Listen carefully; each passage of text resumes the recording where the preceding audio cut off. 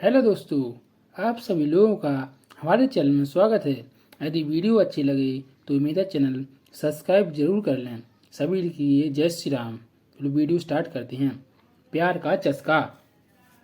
शहर के कॉलेज में पढ़ने वाला अमित छुट्टियों में अपने गांव आया तो उसकी माँ बोली, मेरी सहेली चंदा आई थी। वह और उसकी बेटी रम्मा तुझे बहुत याद कर रही थी।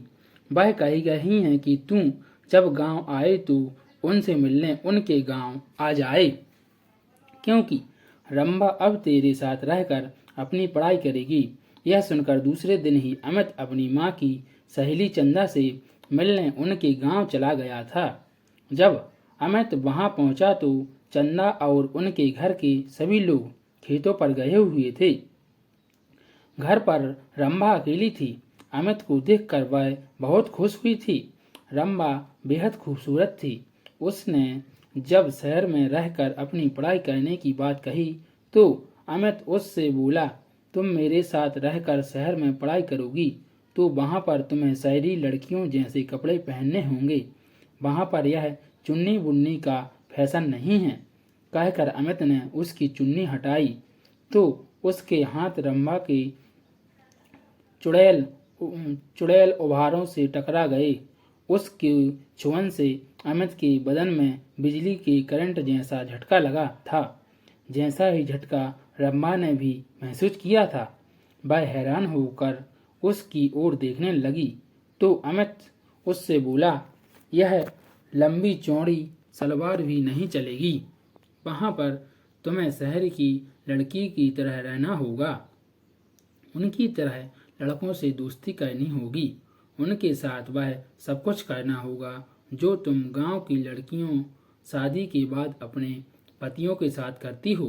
कहकर वह उसकी ओर देखने लगा तो वह शर्माते हुए बोली, यह सब पाप होता है। अगर तुम इस पाप पुण्य के चक्कर में फंस कर यह सब नहीं कर सकोगी तो अपने इस गांव में ही चौका चूल्हे के कामों को करते हुए अपनी जिंदगी बिता दोगी। कहकर वह उसकी ओर देखते हुए बोला, तुम खूबसूरत हो। शहर में पढ़ाई करके जिंदगी के मंजिल लेना। इसके बाद अमित उसके नाजुक अंगों को बार बार छूने लगा। उसके हाथों की छुअन से रंभा के तन बदन में बिजली का करंट सा लग रहा था। वह जोश में आने लगी थी।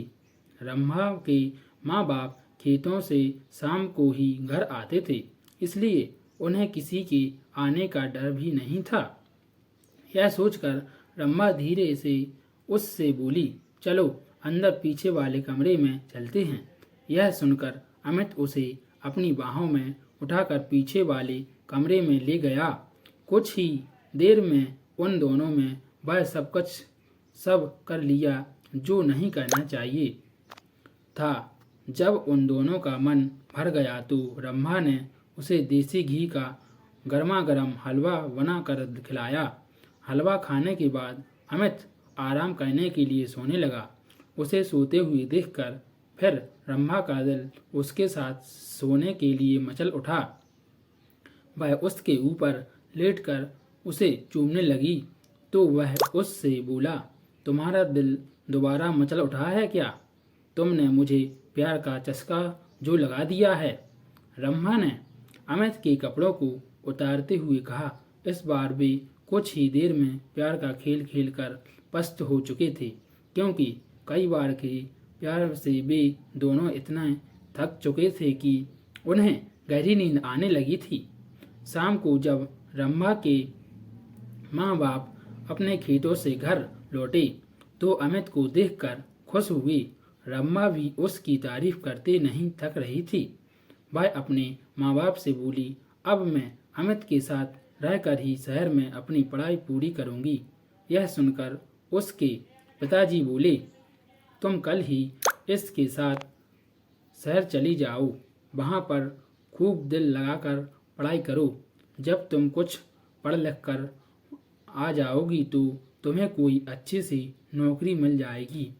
तुम्हारी जिंदगी बन जाएगी। फिर किसी अच्छे घर में इसकी शादी कर देंगे। आजकल अच्छे घरों कि लड़के पढ़ी लिखी बहू चाहते हैं।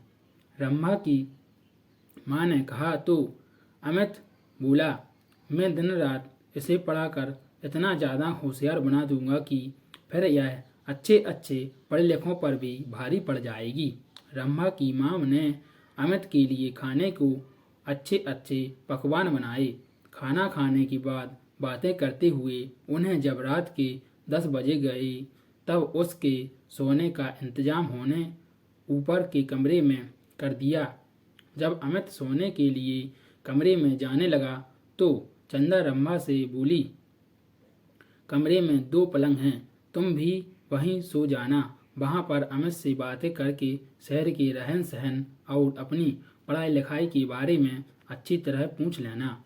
यह सुनकर रंभा मुस्कुराते हुए बोली, जब से अमित घर पर आया है तब से मैं उससे खूब जानकारी ले चुकी हूँ। पहले मैं एकदम अनाड़ी थी, लेकिन अब मुझे इतना होशियार कर दिया है कि मैं अब सब कुछ जान चुकी हूँ कि असली जिंदगी क्या होती है।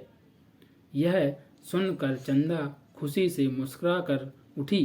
वे दोनों ऊपर वाले कमरे में सोने चले गए थे। कमरे में जाते ही वे दोनों एक दूसरे पर टूट पड़े। शहर में आकर अमित ने रंभा के लिए नए नए फैशन के कपड़े खरीद दिए, जिन्हें पहनकर वह एकदम फिल्म हीरोइन जैसी फैशनेबल हो गई थी। अमित ने एक कॉलेज में उसका एडमिशन भी करा दिया था। जब उनके कॉलेज खुले तो अमित ने अपने कई अमीर दोस्तों से उसकी दोस्ती करा दी, तो रंभा ने भी अपनी कई सहेलियां से अमित की दोस्ती करा दी। गांव की सीधी सादी रंभा शहर की जिंदगी में ऐसी रम गई थी कि दिन में अपनी पढ़ाई और रात में अमित और